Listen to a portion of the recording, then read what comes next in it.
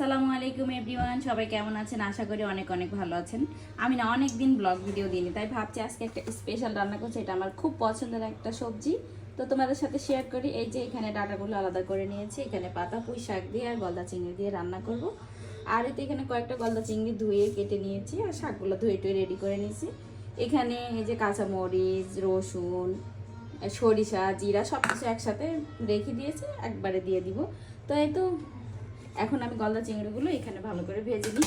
কড়াইয়ে আমি একটু তেল দিয়ে রাখছি যেন গলদা চিংড়িগুলো আমার তেলের ওপরে দেওয়া হয়ে গেছে। তারপরে একটু হলুদ দিয়ে নিলাম। এখন আমি চিংড়িগুলোকে ভালো করে ভেজে নিব। অনেকদিন আমি রান্নার ভিডিও দেই না, যেহেতু একদমই ভিউ হয় না, তার জন্য দিতে একদম ইচ্ছা করে না। তো ভাবছিলাম আজকে স্পেশাল যেগুলো ভাজির পরে আমি নামিয়ে নিয়েছি। এখন আমি এই তেলের ওপরে রসুন পেঁয়াজ দিয়ে দেবো আর একটু কাঁচামরিচ ছিল ওটা দিয়ে দেবো।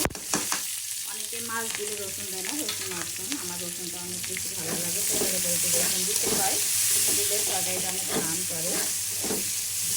এই যে পেঁয়াজগুলো ভালোই ভাজা ভাজা হয়ে গেছে, এখন আমি এর উপরে ডাটাগুলো দিয়ে তারপরে সম্পূর্ণ মশলাগুলো দিয়ে দেবো।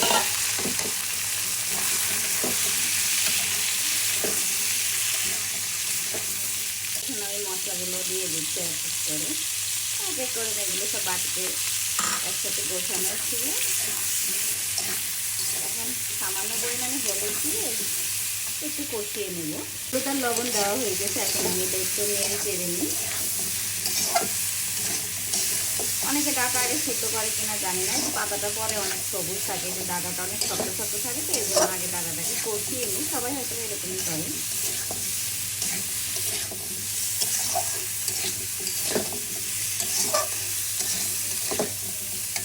মশলাটাকে কষানোর জন্য দিয়ে দেব সামান্য পরিমাণে পানি। পুঁই শাক খেতে কিন্তু আমার ভালোই লাগে, ভালো বলতে আমার খুব পছন্দ চিংড়ি মাছ দিয়ে।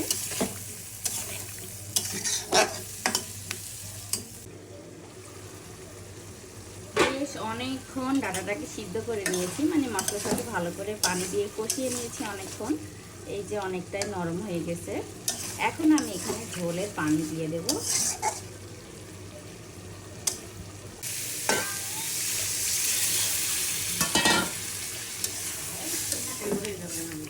এখানে পরিমাণ মতো ঝোলের পানি দিয়ে দিয়েছি। এরপরে আমি এখন এখানে পাতাগুলো দিয়ে দেব।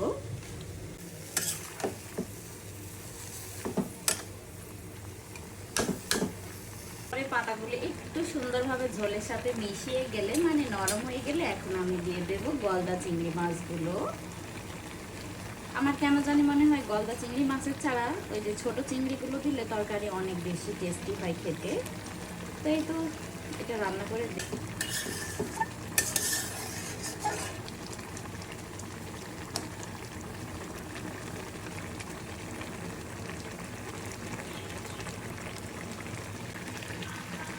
ফাইনালি এই যে আমার রান্না প্রায় শেষের দিকে, একটু ঝোল ঝোল রাখবো। তো এই তো এখানে আমার রান্না হয়ে গেল। এখন আমি এটা বন্ধ করে দিলাম। অনেক ইয়ামি ইয়ামি হবে হয়তো। তাই তো পুঁই শাক দিয়ে গলদা চিংড়ি দিয়ে এইভাবেই রান্না করলাম। তোমরা কে কীভাবে রান্না করো অবশ্যই কমেন্টসে জানিও। আর আমার রান্নাটা তোমাদের দেখতে কেমন লাগলো অবশ্যই জানিও।